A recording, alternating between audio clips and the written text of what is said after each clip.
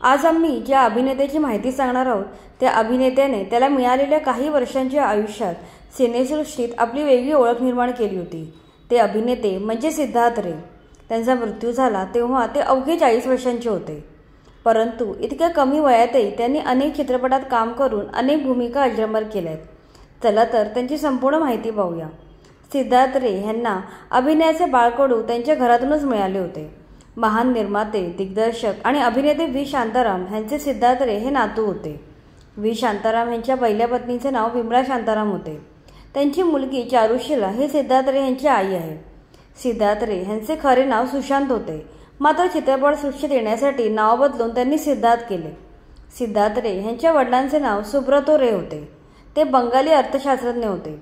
सिद्धार्थचे वडील बॉम्बे पोर्ट ट्रस्टमध्ये मुख्य आर्थिक सल्लागार होते।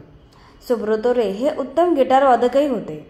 एका रेकॉर्डिंग दरम्यान त्यांची आणि चारुशीलांची भेट झाली आणि नंतर त्या दोघांनी लग्न केले। या दोघांना मुलगा झाला ते सिद्धार्थ रे। एकूणच सधन कुटुंबात सिद्धार्थ रे यांचा जन्म झाला होता। ते दादरला एका छानशा घरात राहायचे। सिद्धार्थने बालकलाकार म्हणून चित्रपटांमध्ये काम करण्यास सुरुवात केली होती। त्यांचा पहिला चित्रपट चानी होता। हा चित्रपट त्यांचे आजोबा व्ही शांताराम यांनी दिग्दर्शित केला होता। पुढे त्यांनी जैत रे जैत या सिनेमातही काम केले होते। सिद्धार्थ यांनी 1980 साली थोडीसी बेवफाई या हिंदी चित्रपटातून बॉलिवूडमध्ये पदार्पण केलं होतं।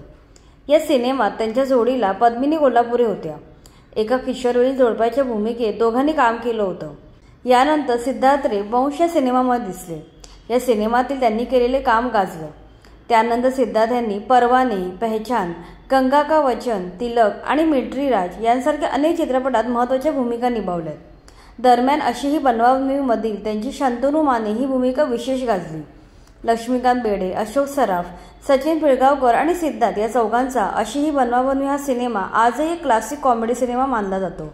यानंतर आलेला सिद्धार्थ यांचा बाळाचे बाप ब्रह्मचारी हा सिनेमाही विशेष गाजला। त्यानंतर हिंदीतील बाजीगर या सुपरहिट सिनेमातील इन्स्पेक्टर करण हा त्यांचा रोल खूप गाजला होता। पुढे त्यांचे खून का सिंदूर, अंधा इंतेकाम, बिच्छू, पिता, जाने दुश्मन एक अनोखी कहाणी हे सिनेमे गाजले। सिद्धार्थने 1999 मध्ये अभिनेत्री शांतिप्रियासोबत लग्न केलं।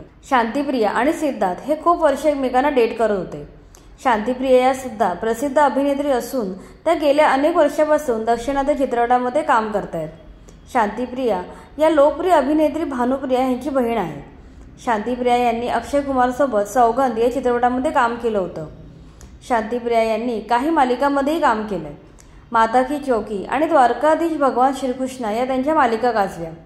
पुढे या दोघांना 2 मुले झाली, मात्र त्यांचा हा सुखी संसार फार काळ टिकला नाही। लग्नाच्या 5 वर्षांनंतर वयाच्या अवघ्या 40व्या वर्षी हृदयविकाराच्या झटक्याने त्यांचे निधन झाले। याच वर्षी त्यांचा शेवटचा सिनेमा प्रदर्शित झाला होता। त्याचे नाव चरस अ जॉईंट ऑपरेशन असे होते। सध्या शांतिप्रिया त्यांच्या 2 मुलांचा एकटीने सांभाळ करत आहेत। सिद्धार्थ रे यांची एक प्रॉमिसिंग अभिनेते म्हणून ओळख बनली होती। जर त्यांना अधिक आयुष्य लाभले असते तर त्यांच्या अनेक यादगार भूमिका पाहायला मिळाल्या असत्या। तरी बालकलाकार म्हणून सुरुवात करून सिद्धार्थ रे यांनी अवघ्या काही वर्षात आयुष्यात अनेक हिंदी आणि मराठी सिनेमात काम केलंय। त्यांच्या अचानक जाण्यामुळे चित्रपटसृष्टीने एक हुरळणारी कलाकार गमावला। तर ही होती सिद्धार्थ रे या गुणी अभिनेत्याची जीवन कहाणी। व्हिडिओ आवडला असेल तर लाईक करा आणि चित्रपटसृष्टीशी निगडीत अशाच माहितीपूर्ण व्हिडिओसाठी आमच्या चॅनलला सबस्क्राईब करा।